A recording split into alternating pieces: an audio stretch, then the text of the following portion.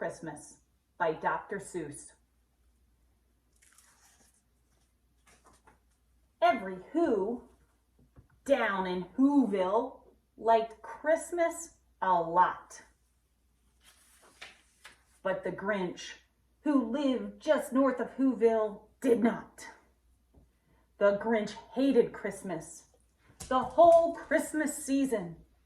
Now please don't ask why. No one quite knows the reason. It could be his head wasn't screwed on just right. It could be perhaps that his shoes were too tight. But I think that the most likely reason of all may have been that his heart was 2 sizes too small.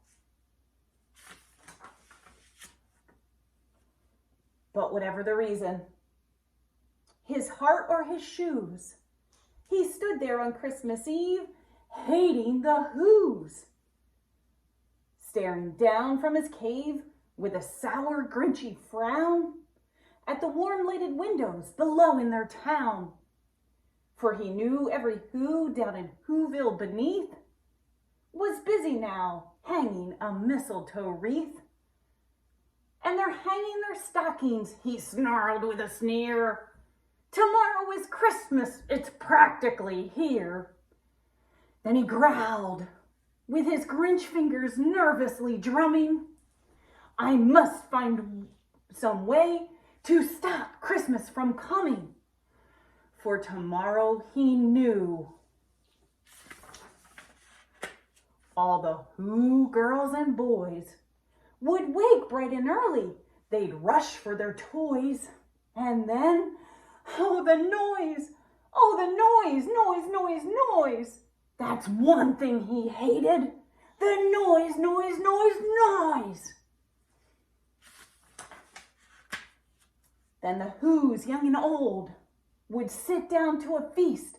And they'd feast, and they'd feast, and they'd feast, feast, feast, feast. They would feast on Who pudding and Who and rare Who roast beast, which was something the Grinch couldn't stand in the least. And then they'd do something he liked least of all. Every Who down in Whoville, the tall and the small, would stand close together with Christmas bells ringing. They'd stand hand in hand, and the Whos would start singing. They'd sing, and they'd sing, and they'd sing, sing, sing, sing.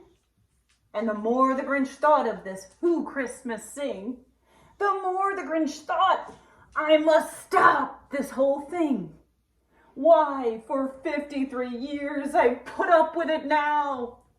I must stop this Christmas from coming, but how?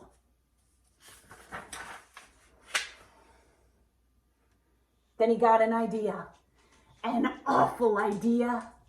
The Grinch got a wonderful, awful idea. I know just what to do. The Grinch laughed in his throat. And he made a quick Santa Claus hat and a coat. And he chuckled and clucked. What a great Grinchy trick. With this coat and this hat, I look like Saint Nick. All I need is a reindeer. The Grinch looked around. But since reindeer are scarce, there was none to be found. Did that stop the old Grinch? No, the Grinch simply said, if I can't find a reindeer, I'll make one instead. So he called his dog Max. Then he took some red thread and he tied a big horn on the top of his head. You're the main one, Mr. Grinch. You really are a heel. You're as cuddly as a cactus, as charming as an eel, Mr. Grinch. Then he loaded some bags and some old empty sacks on a ramshackle sleigh, and he hitched up old Max. Then the Grinch said, "Giddy up!" And the sleigh started down towards the homes where the Whos lay a snooze in their town. All their windows were dark, quiet, snow filled the air. All the Whos were dreaming sweet dreams without care. When he came to the first little house on the square, "This is the stop number 1, the old Grinchy Claus hissed, and he climbed to the roof, empty bags in his fist. Then he slid down the chimney, a rather tight pinch, but if Santa could do it, then so could the Grinch. He got stuck only once, for a moment or two. Then he stuck his head out of the fireplace flue, where the little Who stockings all hung in a row. These stockings, he grinned, are the first thing to go. Then he slithered and slunk, with a smile most unpleasant, around the whole room, and he took every present. Pop guns and bicycles, roller skates, drums, checkerboards, tricycles, popcorn, and plums. And he stuffed them in bags. Then the Grinch very nimbly stuffed all the bags, one by one, up the chimbley. Then he slunk to the icebox. He took the Who's feast. He took the Who pudding. He took the roast beast. He cleaned out the icebox as quick as a flash. Why, that Grinch even took their last can of Who hash. Then he stuffed all the food up the chimney with glee. And now, grinned the Grinch, I will stuff up the tree. And the Grinch grabbed the tree and he started to shove when he heard a small sound like the coo of a dove. He turned around fast and he saw a small Who, little Cindy Lou who was not more than 2. The Grinch had been caught by this tiny Who daughter who got out of bed for a cup of cold water. She stared at the Grinch and said, Santa Claus, why? Why are you taking our Christmas tree? Why? But you know, that old Grinch was so smart and so slick. He thought up a lie and he thought it up quick. Why, my sweet little tot, the fake Santa Claus lied. There's a light on this tree that won't light on one side. So I'm taking it home to my workshop, my dear. I'll fix it up there, then I'll bring it back here. And his fib fooled the child. Then he patted her head. He got her a drink and he sent her to bed. And when Cindy Lou Who went to bed with her cup, he went to the chimney and stuffed the tree up.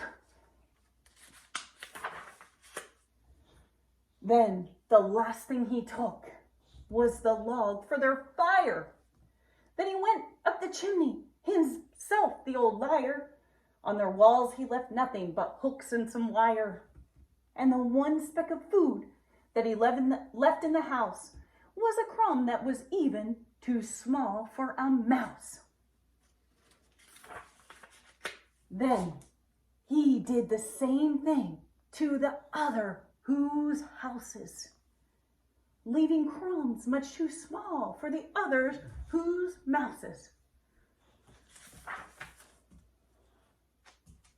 It was 1:15, all the Who's still abed, all the Who's still a snooze, when he packed up his sled, packed it up with her presents, the ribbons, the wrappings, the tags and the tinsel, the trimmings, the trappings. 3,000 feet up the side of Mount Crumpet, he rode with his load to the tip-top to dump it. Pooh-pooh to the Who's, he was Grinchishly humming. They're finding out now that no Christmas is coming. They're just waking up. I know just what they'll do. Their mouths will hang open a minute or two. Then the Who's down in Whoville will all cry boo-hoo. "That's a noise," grinned the Grinch, "that I simply must hear." So he paused.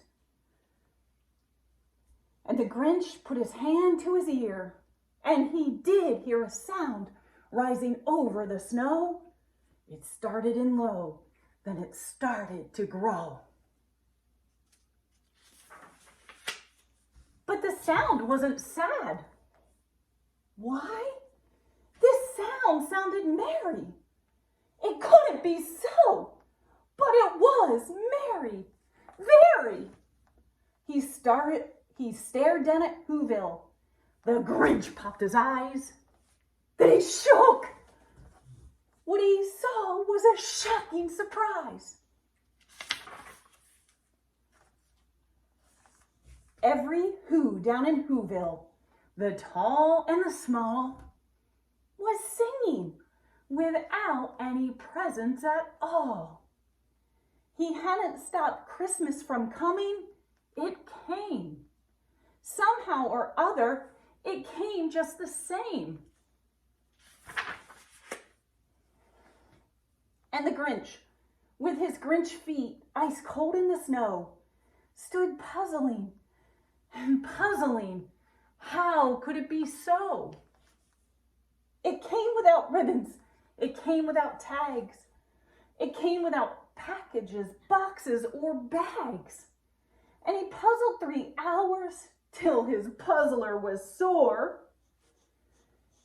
Then the Grinch thought of something he hadn't before. Maybe Christmas, he thought, doesn't come from a store. Maybe Christmas perhaps means a little bit more.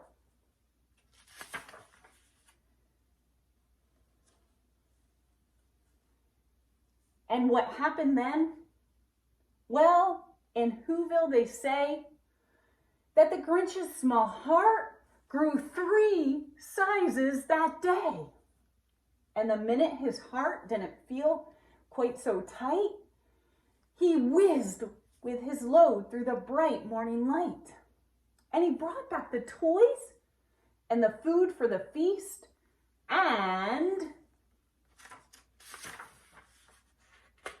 he himself, the Grinch, carved the roast beast. The end.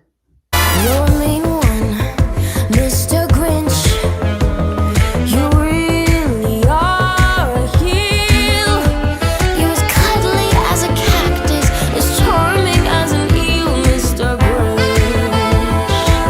You're a bad banana with a